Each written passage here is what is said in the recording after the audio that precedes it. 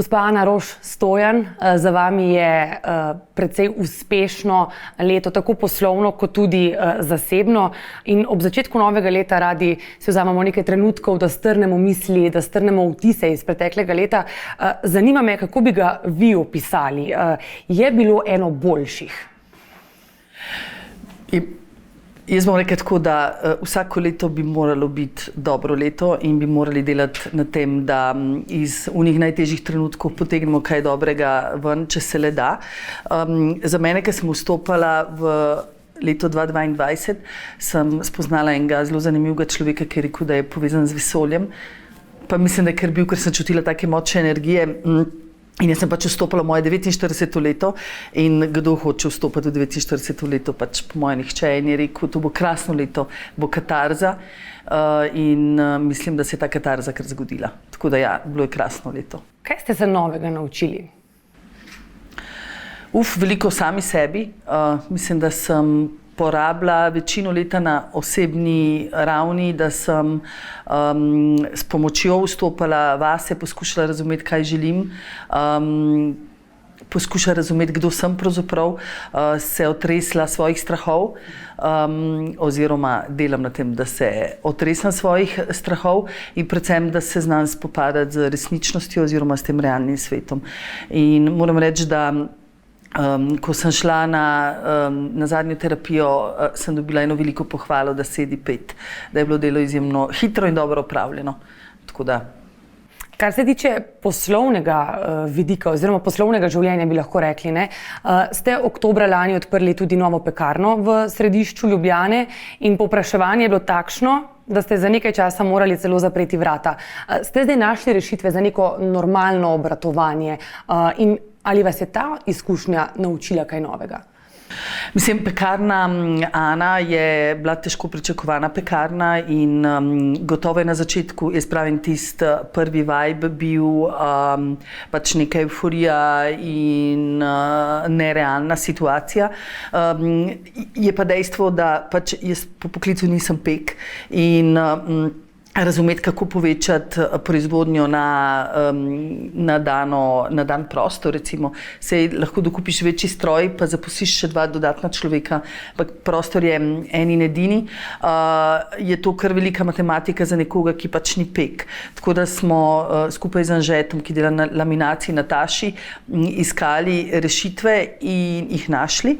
Tako da pekarna je normalno odprta zdaj do zaključka svojega delovnika, to je do 6 zvečer, zadovolj pekovskih izdelkov, da lahko zadovoljijo. Mislim pa, da sem se predvsem naučila tega, da v slogi je moč, pomeni, da več glav dejansko več ve in včasih, zato smo pekarno dejansko par dni zaprli, je bolje v bistvu najprej malo umiriti konje in potem racionalno razmisliti o tem, kaj so lahko rešitve. Se pogovoriti v bistvu z ekipo, s timom? Mislim, to je timsko delo, pač jaz sem tam za kreativo, Nataša s svojim pekovskim znanjem, Anže z znanjem laminacije plus drugi ljudje v ozadju in jaz pač ne morem sama odločati. Tega sem se celo življenje učila, danes pa mogoče razumela. Kdo pa je sploh dal idejo za pekarno? Kako je nastala? Ideja za pekarno Ano je nastala v hiši Franko. Namreč nekako sem razumela, da je Nataša Đurić, ki je bila 4 leta glavni pek v hiši, da se nekje njeno obdobje v hiši Franko zaključuje. Morate vedeti, da pek sanja veliko več kot mi mislimo, da pek sanja. Pač ti kreativni peki iščejo nova znanja in seveda rabijo tudi prostor, kjer jih potem uresničujejo. In ko sem razumela, da pač bom verjetno izgubila Natašo v hiši, sem rekla, Nataša, kaj pač odpreva pekarno skupaj, in Nataši so se pač zdaj skrile oči, ker sem mi na nek način, na tak način uresničila sanje. Tako da bi rekla, da se je vse skupaj začelo zaradi Nataše. Pa če greva naprej po teh ljubljanskih projektih, bi lahko rekli, poleg te pekarne imate še trgovinico v središču Ljubljane, letos prihaja še vaš bistro v hotelu As. Odprtje je bilo predvideno za mesec marec. So dela zdaj že pri koncu, kaj si lahko gostje obetajo? V bistvu v teh časih je dejansko najtežje računati na gradbena dela, kjer če ti manjka en filtrček ali en košček nekega vijaka, se ti dela takoj zamaknejo za nedoločen čas, ker na to nekako ne moreš vplivati. Najprej ne bi se namreč bistro odpiral novembra, pa smo nekje decembra, pa potem vidiš, da ne vem, zamuja dostava lijakov, recimo za nekaj časa. Tako da smo se odločili, da ne bomo več govorili o tem, kdaj bomo bistro odprli, zato ker je pač to težko napovedovati, ker pa že imamo nekaj kadra pripravljenega. Bomo 4. februarja v hotelu Slon, v tistem bistroju, ki so ga pred leti zaprli, naredili pop-up Ana in Slon, v katerem bomo, praktično bo neke vrste announcement, v katerem bomo ne samo napovedali, ampak predstavljali jedi, ki se bojo kasneje, ko bo bistro pripravljen, v bistroju potem predstavljale. Tako da v bistvu ta pop-up restauracija Ana in Slon s 4. februarjem napoveduje odpiranje bistroja, krožniki. Danes smo bili na tržnici, spoznavam tiste prave kmete in smo nabirali živila, s katerimi bomo začenjali. Tako da bi rekla, da se bistro predčasno odpira v tej pop-up začasni restauraciji v Slonu. Kakšen pa bo koncept? Bo podoben tistemu v hiši Franko? Ne, niti približno. Pač seveda bo vse temeljilo na super živilih, sledljivih, trajnostnih in seveda na našem znanju. Ampak krožniki bodo bolj direktni, bolj enostavni. Jaz temu pravim pač, v prehrani imamo večnivojsko prehranjevanje, se pravi nekaj, kot je hiša Franko, kamor greš enkrat na leto, enkrat na par mesecev, ko nekaj praznuješ oziroma ko je nek poseben trenutek. Drugo je pa hrana, ki dejansko bi jo jedel vsak dan, se pravi, jaz temu pravim direct food, se pravi direktna hrana. In to bo hrana v Ana in Slonu oziroma v tej začasni pop-up restauraciji. Že prej ste omenili zaposlene. Kako težko ali pa lahko jih je trenutno najti? To je ena taka rak rana gostinstva. Pač v bistvu COVID ni prizanesel temu sektorju in dejansko je veliko mladih ljudi, čakajoč na to, kdaj se bo lahko začelo nazaj delati, enostavno menjala poklice in v bistvu, če smo pred parimi leti lahko govorili, da se gostinstvo izjemno spreminja, ker vedno več inteligentnih, kreativnih, motiviranih mladih ljudi hoče v gostinstvo, ali v kuhinjo, ali v strežbo, fermentacije, miksologija, se je to potem s COVID-om povsem sesulo, bazen se je, bom rekla, izpraznil, pa to ne samo v Sloveniji, ampak govorimo o splošni svetovni problematiki. Je pa res, da ker hiša Franko ker ima hiša Franko malo svoj renome, kar se tiče kvalitete, veliko mladih ljudi želi tam delati, govorimo o mladih iz celega sveta, malo zato, ker dejansko v hiši Franko se leta že učimo, da je treba za tvojega zaposlenega dobro skrbeti, govorim od dobre plače, do tega, da imamo 2 kuhana obroka na dan, do tega, da ta trenutek si bomo mislili tečaj, gledališki tečaj, zato da bomo izpili svoje prezentacije, do someljejskih izletov, kamor je vabljena tudi kuhinja. Potem to postane eno dobro delovno okolje in moram reči, da hiša Franko nima težav z zaposlovanjem. Imamo kar lepo čakalno vrsto mladih, ki želijo delati z nami. Velja enako za ta bistro? In potem seveda vzporedno tudi za bistro, tako da mene tega ni strah. Če greva še malo na vašo poslovno pot v tujini, mi smo pred časom že poročali, da naj bi letos odprli restauracijo v luksuznem letovišču v Savudriji. Primorski dnevnik je pisal, da naj bi v prihodnosti odprli restauracijo tudi v Trstu in sicer v nekdanjem poslopju italijanskih železnic na trgu Vittorio Veneto. A lahko kaj več razkrijete o teh projektih? V kakšni fazi so pravzaprav? Lahko. V bistvu Savudrija je tik pred podpisom pogodbe, v bistvu naj bi jo podpisali v nedeljo. V bistvu restauracija že stoji in je prekrasna s pogledom na Portorož, Piran, Dolomite. Gre pa za consulting, se pravi, tam bom jaz imela svoje ključne ljudi. mi nismo že postavili, vinsko karto postavljamo. Ni pa to moja hišna restauracija, to pač ostaja hiša Franko.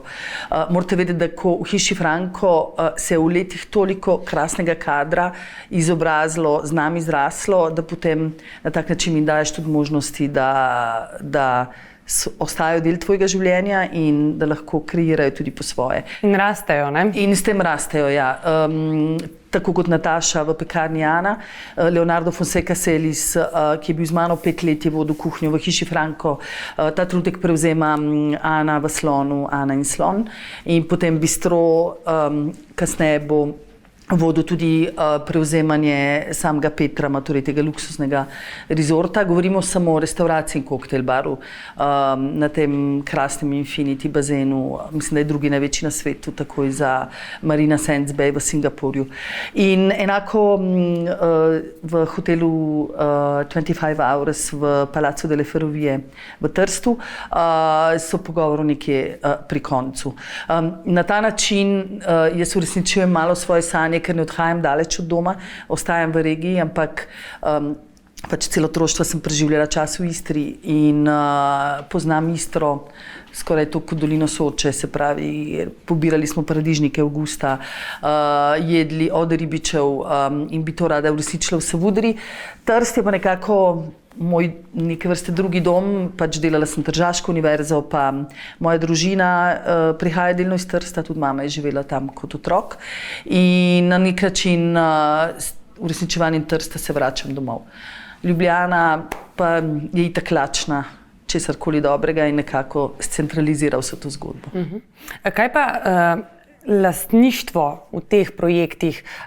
Kje ste lastnica samo vi, kje imate tudi neke solastnike in kako pomembno je za vas, s kom sodelujete? Kdo je z vami v tem projektu? Pekarna Ana je samo moj projekt, prav tako bo bistro samo moj projekt, se pravi bistro v Knafljevem prehodu. Zdaj pop-up restauracija, ne moramo reči, da je to lastništvo, zato ker mi najamemo restauracijo in pač tam uresničujemo ta začasen program.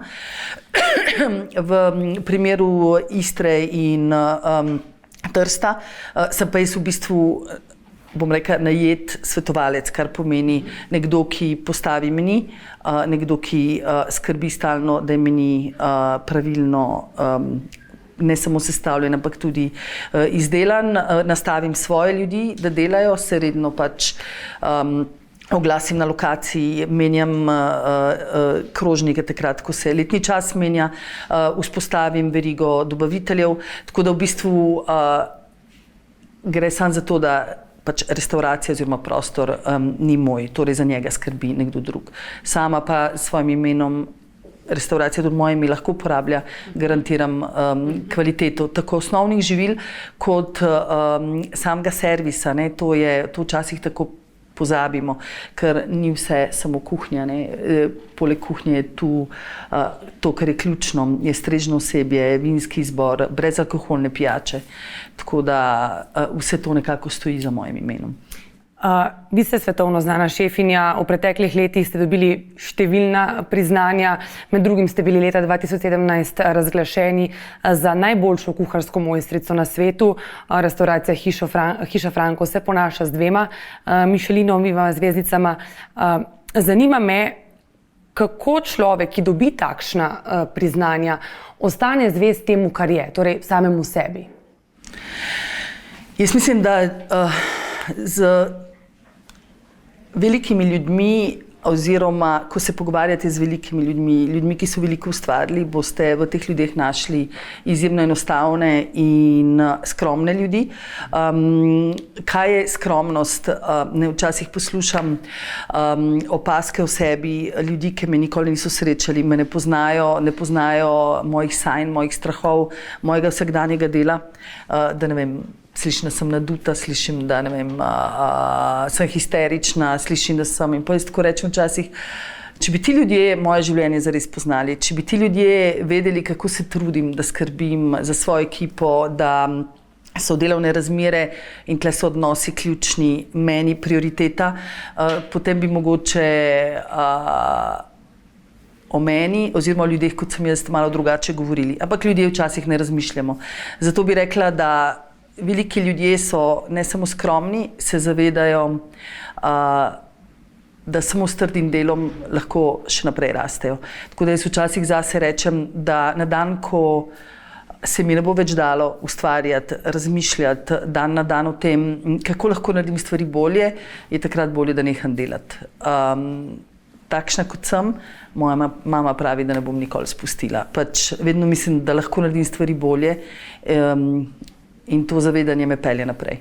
Odkje ta zagon? Je to povezano s karakterjem? S čim? Kljub tem opaskam, ki ste jih prej omenili, da vam jih ljudje praktično mečejo pod noge. V bistvu jaz mislim, da bi mi mogli vedno v življenju najprej sami sebe uresničevati. Se pravi, jaz tega ne delam zaradi ljudi, ampak delam zato, ker takšna sem. Verjetno tako sem bila tudi vzgojena, je pa gotovo del mojega karakterja, trme, da bi sama sebi rada dokazala, da dejansko lahko naredim stvari bolje. In jaz mislim, da je to krasna karakterna lastnost. Verjetno izhaja iz moje športne preteklosti, športnik pač nikoli ne popušča in si nikoli ne opraviči ali oprosti. Kar se pa ljudi tiče, sem se naučila tega pač enostavno ne slišati oziroma ne poslušati. Ljudje, ki vas poznajo, pravijo, da vi bi bili dobri v vsaki stvari, ki bi si ji zares posvetili. Kaj pa je davek takšnega perfekcionizma? Večno nezadovoljstvo samim sabo. Zato, ker včasih, ko se s kom pogovarjam in začnem razglabljati, ne vem, kako bomo mogli dan izpeljati, da bojo stvari boljše, med tako ljudje, ki me ne poznajo, zdaj smo glih se iz Aten vrnili iz enega gostovanja in gospa, ki dela v strežbi, je rekla tako, pa jaz ne morem verjeti, a vi res vse to sami? Pa jaz tako, pogledam pa sem rekla, ja, pa je rekla, ampak vi bi lahko delegirali vse delo vsem drugim. In sem rekla, ampak če bi delegirala, potem to ne bi bilo več moje delo. Tako da davek je, da si včasih preutrujen, davek je, da si preveč ženeš k srcu, sprej si pogosto tudi zelo prizadet, ampak če ne bi bili čustveni, potem bi verjetno na čisto drugačen način ravnali. Kaj pa stres? Kakšen bi bil mogoče vaš nasvet za bralce, za gledalce, kar pomaga vam, ko niste v tisti najboljši koži ali pa formi? S čim se ženete oziroma s čim se dvignete? Mislim, ponavadi bi odgovorila tek in joga, ampak ker sem preveč tekla in se preveč ukvarjala z jogo, sem si poškodovala levo koleno in imam zdaj zaukazan mir. No, zdaj koleno ne boli več, tako da danes sem že razmišljala o tem, da se bom malo stegnila in pomeditirala z jogo, ampak dejansko gibanje pomaga. Drugače pa vsak od nas ima tudi kakšno svojo mantro. Par dni nazaj sem gledala film Gentleman in tam nekdo reče pač, da si lahko lev samo, če se počutiš kot lev. In mislim, da bi mogoče v življenju kakšno tako mantro, ki nam dviga samozavest, vsi nujno potrebovali. Pa če greva zdaj še malce širše. Slovenija v svetu ni znana kot neka top gastronomska destinacija, ste pa vi s svojim delom vsekakor in kot ambasadorka gastronomije pripomogla k temu, da se postavljamo na nek zemljevid počasi. Bi rekli, da se to področje šele razvija in kaj menite, kaj bi morali na tem področju še postoriti? Slovenija je sorazmerno mlada gastronomska destinacija. Imamo krasno število zvezdic, Michelinovih zvezdic, tudi Gumijojeve točke pač nas postavljajo zelo visoko. Ampak dejstvo je, da to, kar res dostikrat rada poudarim, da gastronomija ni samo, oziroma fine dining je samo nadgradnja tega, kar naša gastronomska identiteta je. In tle smo jo malo izgubili v času, se pravi to, kar ima Italija skozi trattorije ali osterije, se pravi resnično dobro domačo kuho v lokalih.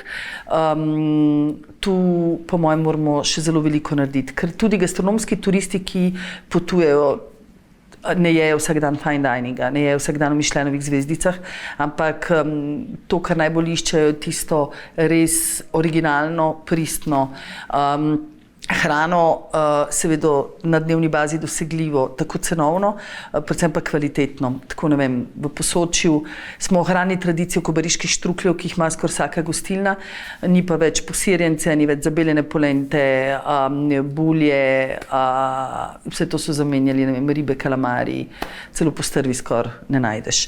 Tako da ta izročila bomo mogli najti nazaj in jih vrniti v naše vsakdanje življenje, ker potem fine dining je dejansko samo neke vrste podaljšana roka vsega tega.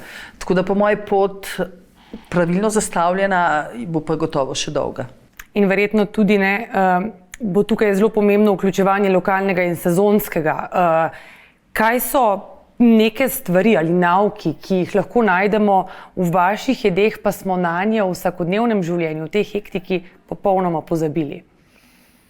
Gre predvsem za sledenje letnemu času, strogo sledenje letnemu času in seveda lokalnemu okolju.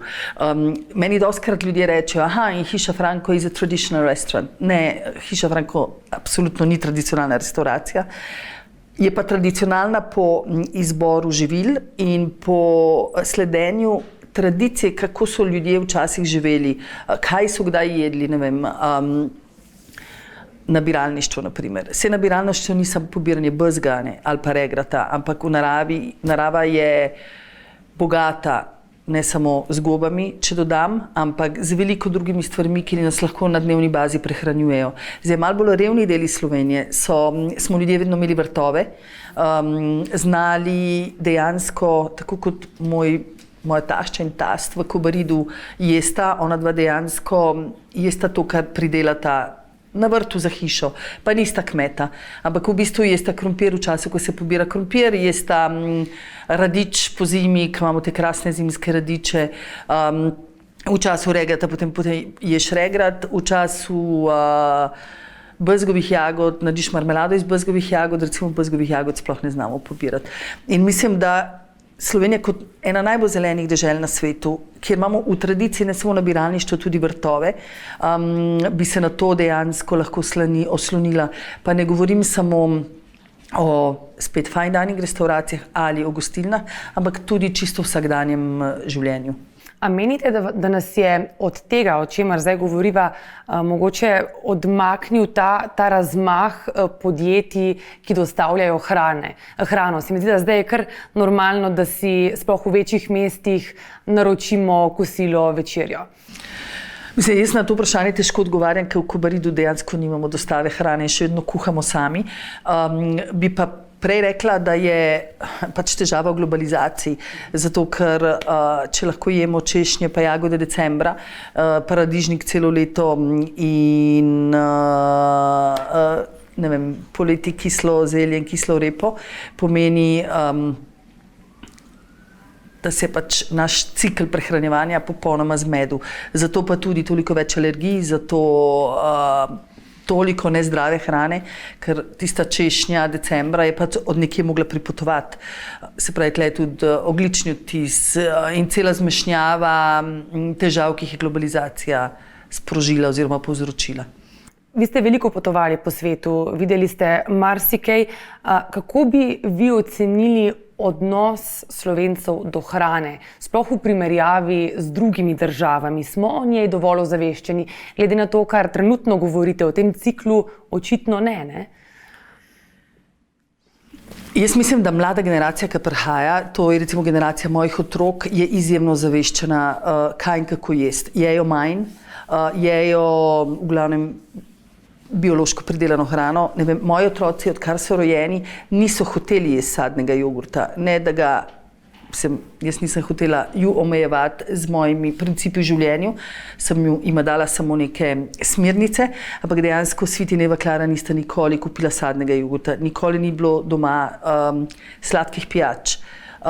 Ko smo za Božič dobili en kup enih sladkarij, so naslednji Božič bile še vedno v predalu.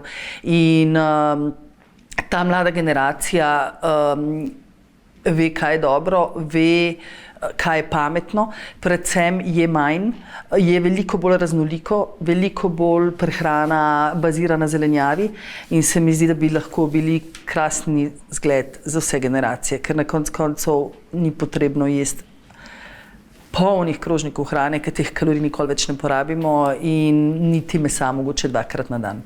No, se prav to me zdaj zanima, kar se tiče mesa. V intervjuju za Svet24 ste dejali, citiram, jesti moramo bolj raznoliko, več rastlinske hrane, torej sadje, zelenjava, stročnice, oreščki, manj predelane hrane in radikalno moramo zmanjšati količino mesa. Sama zagovarjam še, da je treba zmanjšati tudi količino rib v prehrani, ker morje ni neskončna tržnica, o praznjenju oceanov se še premalo govori. In tudi predsednik vlade Robert Golob je zdaj večkrat pozval k manjšemu uživanju mesa, ne samo z vidika zdravja, tudi z vidika podnebnih sprememb. Vemo, da mesno-predelovalna industrija precej k temu pripomore. V zadnjem času se mi zdi pa, da je ta polemika o uživanju mesa postala še bolj aktualna. Kaj bi vi na tem mestu sporočili javnosti? Kako pomembno je, da ne uživamo toliko mesa in ali imate mogoče nek kuharski nasvet za nekoga, ki se mesu nikakor ne more odreči? Ja, ste že pravzaprav vse povedali, dejansko tako je in tako mislim. Naše fizične potrebe niso več enake, kot so bile fizične potrebe ljudi včasih, ki so delali na polju, 12-14 ur na dan. Danes tudi malo več vemo o svojem telesu, malo več vemo o zdravju in predvsem imamo možnost jesti drugače. In vsega pomalo, neko vodilo mojega očeta, ki je velik asket. Mislim, da bi bilo tako vodilo za čisto vsakega Slovenca oziroma nasplošno človeka. In jaz ne zagovarjam tega, da vsi postanemo vegetarijanci, zato ker če pomislite, kje bomo pa mi predelali vso zelenjavo, na svetu ni več proste zemlje. Pač ustvarjajo se plavajoči vrtovi na oceanu, ki z gibanjem morja ustvarjajo elektriko, ki potem desalinira vodo, zato da se lahko pač ti umetni vrtovi zalivajo. To ni glih najbolj okej. Ampak jaz mogoče tako, kot so jedli ljudje 100-120 let nazaj. Naprimer v hribih Posočja, vsi so strogo prepričani, da smo mi vsi strašni mesojedci. To sploh ni res, mesa ni bilo na razpolago. Kravo se je pojedlo takrat, ko pač ni mogla več dajati mleka in to je bil praznik. Ampak včasih nekateri rečejo, se tudi mlečni izdelki niso najbolj zdravi. Niso, če z njimi pretiravaš. Se verjetno, če vsak dan ješ samo paradižnik, tudi to ni glih najboljša ideja. Tako da dobiti neko ravnotežje, tudi zaradi planeta. Sej vidimo, da so zime čisto podivjale, da so poletja čisto podivjala. Dejansko planetu delamo zelo vidno škodo in Združeni narodi že dolgo opozarjajo, da bomo morali vsi skupaj začeti jesti na zelo drugačen, bolj pameten način. Predvsem pa jaz pravim, se ni potrebno, da toliko pojemo. Lahko jemo manj, vključujemo več presne hrane v to, na tržnici danes je bil krasen radič. Krasnih, ogromno vrst radiča. Pa skuhaš malo fižola zraven, pa mogoče, če rabiš dodatno beljakovino, lahko eno mehko kuhano jajce, en kos kruha, mogoče rženga, imaš krasen obrok, ne rabiš več. Tako da pa ne pljuvam v lastno skledo, ampak mi se doma dejansko tako prehranjujemo. Ena dobra pašta s paradajzom, malo skute na vrh, je za moje otroke idealen in popoln obrok. Če greva še malo na ženske v kulinariki, v gastronomiji. Novembra je v Ljubljani potekal kulinarični festival z naslovom November Gourmet Ljubljana, ki je bil posvečen prav ženskam v gastronomiji in kot ženska in vrhunska šefinja. Kako vi vidite ali pa ocenjujete, kakšen je položaj žensk v domači gastronomiji? Zakaj menite, da na tem področju še vedno prevladujejo moški? Mislim, se to ni samo v Sloveniji, to je nasplošno ena tematika, ki se odpira zadnja leta v svetovni gastronomiji. Torej je podobno tudi v tujini čez mejo? Še težje, po moje, in še manjša prisotnost žensk v kulinariki, sploh v teh malo bolj tradicionalno organiziranih družbah, kot je recimo Italija, kjer mama in nona sta nekako središče družine in svete osebe, kjer se še vedno vsak dan kuhajo polnovredni obroki in se zares kuhajo, njoki se rolajo in režejo, pašta se vleče. Morate vedeti, da je kuhanje en izjemno kompleksen, zahteven poklic, pa enako velja za strežbo, ki zahteva ogromno energije, predvsem pa vso svojo pozornost. Ženske pa pač ne po tradiciji, tudi ne po tradiciji pač bomo vedno najprej mame, bomo žene, bomo gospodinje in ta paket je, če nisi zares zelo sfokusiran, motiviran, zelo najbolj pogosto prevelik, zato da bi nekdo zmogel kariero v gastronomiji, ker če hočeš kariero, moraš vse življenje posvetiti temu, hkrati pa biti, ne vem, dobra mama, ker vse želimo biti dobre mame, pa dobra žena, pa gospodinja. Tako da mislim, da ta matematika sploh ni rešljiva, dokler se bodo v gastronomiji in to se bo zelo težko spremenilo, pač bojo razmere takšne, kot so, se pravi naporno delo, dolgi delovni časi, potem verjetno bo ostala številka žensk v kulinariki manjša od tega, kar bi si želeli. Prav to, kar govorite, da v mnogih oziroma v večini slovenskih gospodinjstev je kuhanje pač primarna vloga ženske. Na drugi strani pa to, kar se pogovarjava, v vrhunski gastronomiji si ženske zelo težko priborijo neko svoje mesto. Voditeljica in publicistka Valentina Smej-Novak je ob začetku kulinaričnega festivala v Ljubljani opozorila na to, da vrhunska kuhinja še vedno ostaja prostor hierarhij in avtoritet, ki jih sicer ne moremo pripisati zgolj spolu. Kako ste si vi izborili to avtoriteto? Avtoritete si ne izboriš, avtoriteta ti ni dana, avtoriteto si pridobiš z doslednostjo in predvsem s tem, da si v svojem delu zgled. In doslednostjo seveda. Pa ste se kdaj počutili, da na vas gledajo zviška samo zato, ker ste ženska? Največkrat sem se počutila tako. Mogoče se je vse skupaj malo spremenilo takrat, ko je ta družba najboljših kuharjev na svetu, kjer je 95% bilo, mogoče zdaj 93% moških, ko me je sprejela medse zaradi mojega dela, mojega razmišljanja in moje kreativnosti. In takrat je, ko so največji kuharski mojstri na svetu rekli, but Ana Roš is great, potem so mogoče tudi novinarji name začeli gledati malo drugače. Torej, nisem bila povabljena na festival samo zato, da so zapolnili to roza kvoto, ampak zato, ker dobro kuham. In mislim, da sem imela tudi srečo, da sem to lahko dokazala. Sicer pa se še vedno tudi meni zgodi, da tu pa tam, ne vem, kdo reče, preveč blond in ženska, ta ne more dobro kuhati. Kako vi to dojemate? Si jemljete to k srcu? Ne, nikakor. Pač to je nek klišej sodobne družbe. Mislim, niti te ne prezadane več. Sem pa na začetku, ko rečemo, mi mogla kar veliko polente pojesti, da sem zjutraj vstala in rekla, ampak samo s svojim delom lahko dokažem, da nisem preveč blond in preveč ženska, zato da znam opravljati svoje delo. Opazk ste bili deležni tudi v času epidemije, ko so na družbenih omrežjih podporniki prejšnje vlade šli nad vas. Vi ste takrat izrazili skrb, da bi gostinci ostali pozabljeni. Bili ste podvrženi žaljivkam. Nenazadnje ste se potem odzvali na svojem Twitter profilu, kjer ste napisali, da gre za nekakšen lov na čarovnice, da niste ne levi, ne desni. Vas je to prizadelo? To me zelo prizadelo. Pač, ne glede na to, da si apolitičen in da razumeš, da smo pač enostavno družbeno razklana družba, da smo politično razklana družba, da smo ekstremno razklana družba, te takšne stvari zelo prizadanejo. Na koncu koncev sem samo iz mesa in krvi in čeprav mi je mnogo ljudi reklo, ne sekiraj se, nekje globoko v srcu vse te stvari ostanejo. Vi ste se potem popolnoma umaknili iz Twitterja.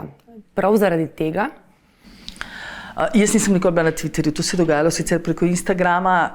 Ne, jaz sem ostala modro tiho, sem pa enega, to sicer javno sploh ni znano, sem se odločila za tožbo. Eno samo tožbo v poplavi vse svinjarije, ki je bila napisana v trenutku, ko se je nekdo spravil na moje otroke. In sem tožbo tudi zelo zlahka dobila. Pa če se vrneva zdaj v današnji čas, trenutno kaj se vam zdi največji problem družbe? Kaj bi si v tej družbi mogoče želeli drugače za svoje otroke, pravkar ste jih omenili, oziroma za naslednje generacije? Ta družba je strašno kompetitivna. Pač v bistvu jaz sem skozi moje otroke doživljala to kompetitivno okolje, ker sem sama rasla in ko sem sama rasla, so vsi rezultati bili samo plod mojega dela in tako sem bila celo osnovno šolo prav dobra, pa potem kasneje v gimnaziji prav dobra, pa potem odlična. Ampak pač bila sem sposobna prav dobrega uspeha in to pač je bil rezultat časa, ki sem ga imela, ker sem se ukvarjala s športom in plesom in sicer gimnazijo končala kot odlična, ampak tudi če bi jo končala kot prav dobra, sem bila dovolj dobra, da bi lahko zbrala, ne vem, šolo, ki bi želela, da bi lahko uresničila svoje sanje. Danes je ta družba postala en sam tek na 100 metrov na neko popolnost. In naj bo to popolnost, kar se tiče šolanja. Se pravi, če ti nisi končal z odličnim uspehom bežigrajske gimnazije, ne moreš študirati medicine. Kakšen bo ta zdravnik, ki je mogoče celo gimnazijo, ne vem, prepiflal in mogoče sploh ne živel svojega življenja. Na koncu zdravniki morajo biti tudi človeški. Pa poglejmo sinonim lepote danes, ne vem, 18-20-letne deklice, že z spremenjenimi obrazi, z polnili, vse z enakimi frizurami, vse so Instagram lepe. In ko jaz razmišljam o svojih otrocih, ker nisem želela, da so jaz sem želela, da moji otroci ostanejo moji otroci. In sem podprla mojo hči, ki se je odločala, da bo v 3. letniku gimnazije za 1 leto prekinila šolanje, ker je bila po covidu povsem sesuta in čustveno sesuta, ker je imela pač svoje ljubezenske težave. In sem jo podprla k tem, da se je za pol leta oziroma 4 mesece preselila na Šrilanko, kjer je ta trenutek. In potem sem čakala na reakcijo okolice in ugotovila, da večina mam prije k meni reče svaka čast. In jaz pomislim, to ji dovolim, zato ker imam toliko rada svojega otroka, ker želim, da najde samo sebe, da postane samostojna in ker se bo vrnila, bo sam z veseljem šla nazaj v šolo in se skupaj končala. Včasih bi mogli malo bolj na človeški način gledati ne samo svoje otroke, ampak so okolico okrog sebe. Nismo vsi za vse in mislim, da ta svet res postaja zelo prehiter. In verjetno ta hitrost, ta tempo tudi precej vpliva na duševno zdravje nas samih, ne? Ampak a ni lepo in ni najlepše videti eno družino, ki se smeje, otroke, ki so nasmejani, otroci, ki imajo izjemen smisel za humor, otroci, ki imajo to lahkotnost bivanja. To je otroštvo, to je mladost in to smo vsi skupaj izgubili, po moje. Tako da ja, v razmislek. Če sva ravno pri duševnem zdravju, vi ste razkrili, da ste pred mnogimi leti v 9. mesecu nosečnosti izgubili otroka, po izgubi pa potem doživeli duševno stisko. Vi ste takrat opisali živčni zlom. Javno ste govorili tudi o ločitvi. Zanima me, zakaj je pomembno javno govoriti o takih tematikah, o temah, ki so morda tabu? Mislim, najprej bi se naslonila na izgubo otroka. Enega otroka sem izgubila v 9. pa enega v 6. mesecu. To je bil 1. pa 4. otrok. In ko se je to v meni prvič zgodilo, spomnim se, da sem šla na reden ginekološki pregled tik pred rojstvom in niso našli več srčnega utripa. In jaz sem se rekla, to ni možno. A se je to že kdaj komu zgodilo? In potem ugotovila, da pravzaprav je to taka tabu tema, da ko se ženskam to zgodi in ko se ti to zgodi, potem vidiš, da obstajajo ženske, ki se jim te stvari dogajajo. Dejansko trpimo zato, ker se počutimo kot tako strašansko krive, ker smo edine in same. In dejstvo, da sem 6 mesecev kasneje potem zanosila s Svitom, ga rodila, pa potem naslednjih 6 mesecev kasneje zanosila z Evo Klaro in jo rodila, 2 lepa, krasna otroka, pomeni, da ne samo, da nisi sam, ampak pomeni tudi, da obstaja luč na koncu tunela. Te luči pogosto ne vidimo, ko se ti take tragedije zgodijo. In jaz menim, tudi po dolgem pogovoru z mojo ginekologinjo, je pač padla odločitev, da sem pripravljena o tem na glas spregovoriti, tudi zato, ko bojo ženske v največji stiski, da vidijo, da ne samo niso same, da niso ne prve, ne zadnje, pa tudi kot opozorilo, da se te stvari zares lahko zgodijo. Ker jaz sem takrat dejansko imela občutek, da še nikoli nisem slišala za podoben primer. Kar se pa ločitve tiče, pa jaz praktično nisem 4 leta o njej želela govoriti, zato ker je zame to bila zelo osebna zgodba, zato sem zavrnila vse intervjuje in včasih smo ob 6. zjutraj metali iz posle s klici. A je res, meni se je zdelo, da sva z Valterjem rabila ves ta čas zaradi naju in zaradi otrok in sva, mislim, da vse skupaj izpeljala, ločitev izpeljala na način, da sva ostala najboljša prijatelja in to zares. Mogoče se bolje razumeva danes kot prej, sva pa rabila vse to dolgo obdobje, da sva en pri drugem in en z drugim stvari razčistila. Potem bi bil pa čas, da pač tudi sebe osvobodim tega, ker se mi je dostikrat zgodilo, da ne vem, so me videli v družbi drugih, pa ne mojih moških. In sem rekla, ok, tle je treba zdaj neke insinuacije vstaviti in je mogoče čas, da to povem na glas.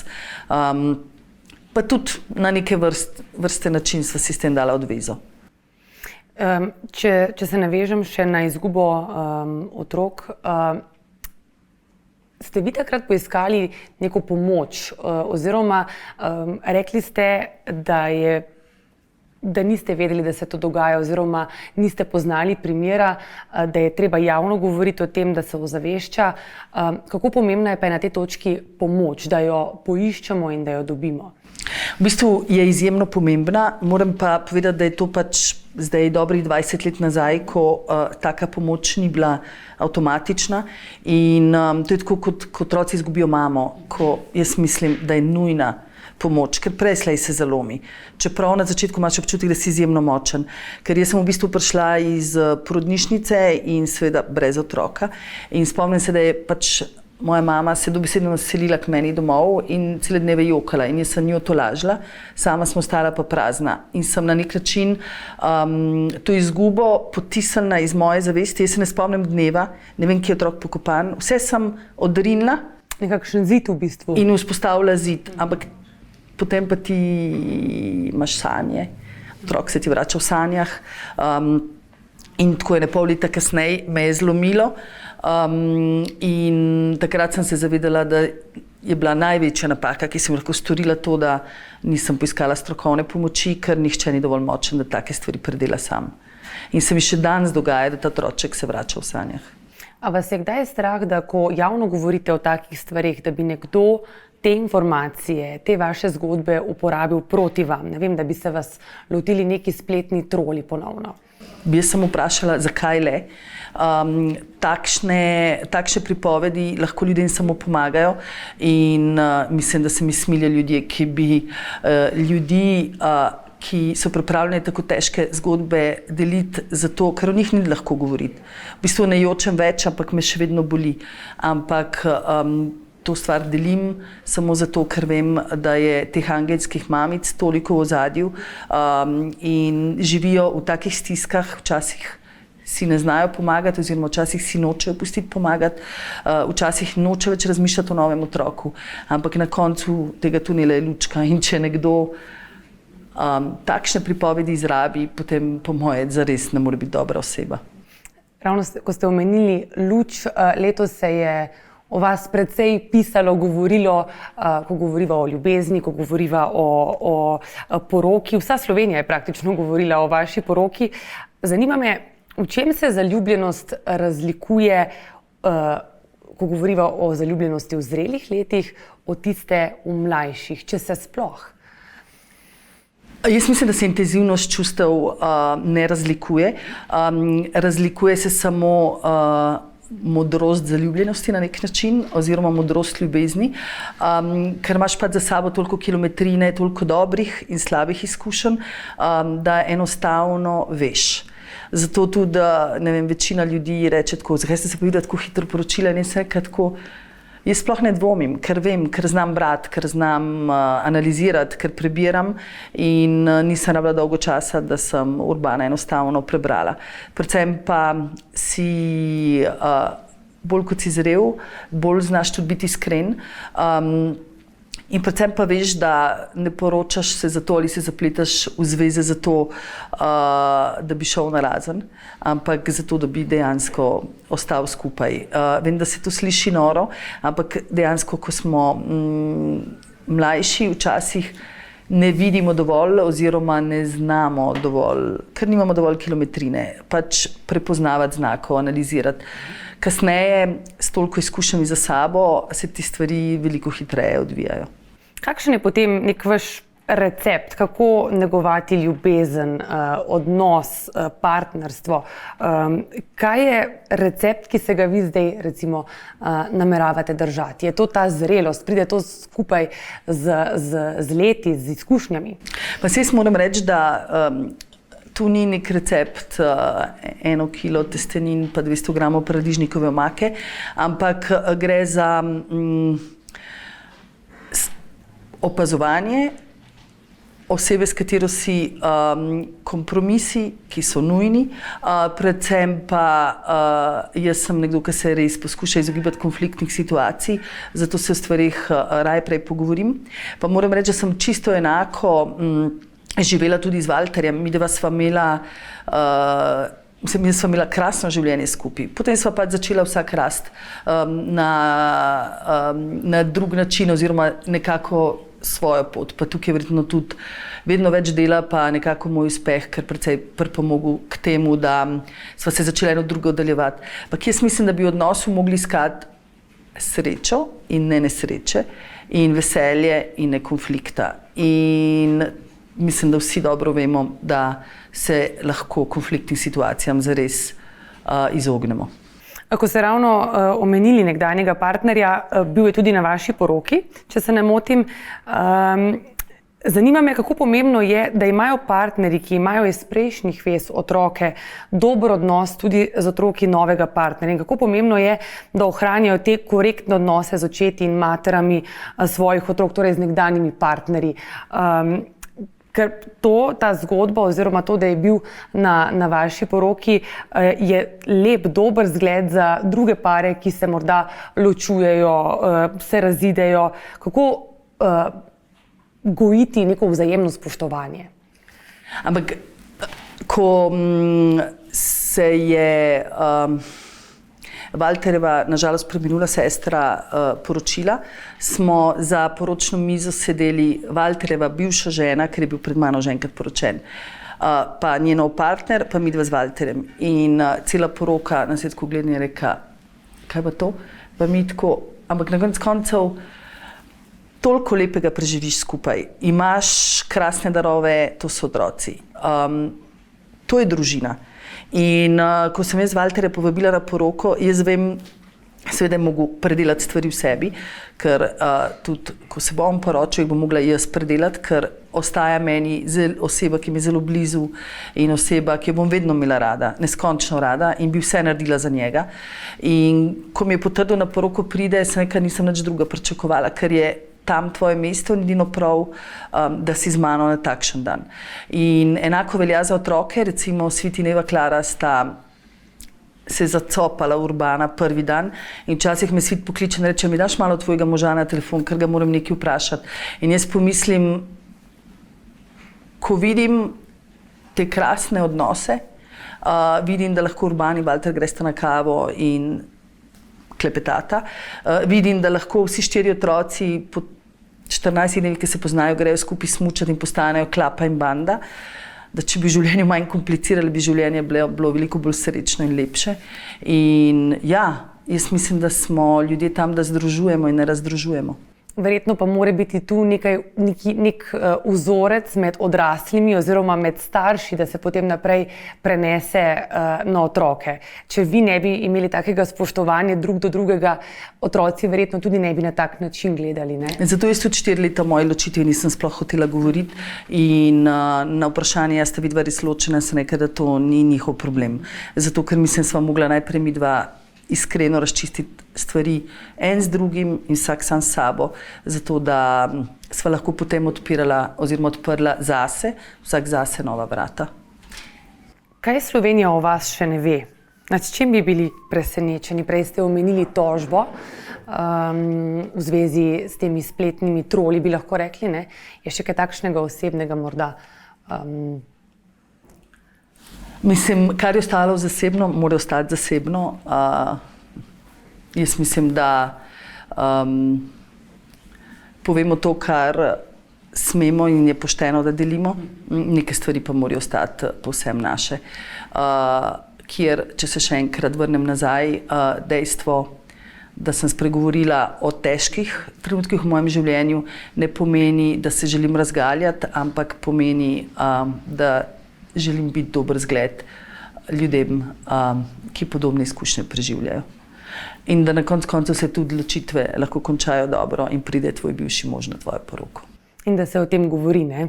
V smislu, da se govori zdaj v javnosti, ne mislim tega, ampak da niso to neke tabu teme, ampak da se moramo pogovarjati o takih tematikah. Pa v življenju bi se morali več pogovarjati. Na koncu dejstvo, da se toliko zapiramo sami vase in da želimo kazati samo najlepše podobe o nas, nas pripelje do tega, da se potem nažalost znajdemo v psiholoških stiskah, ker pač enostavno nismo iskreni do sebe.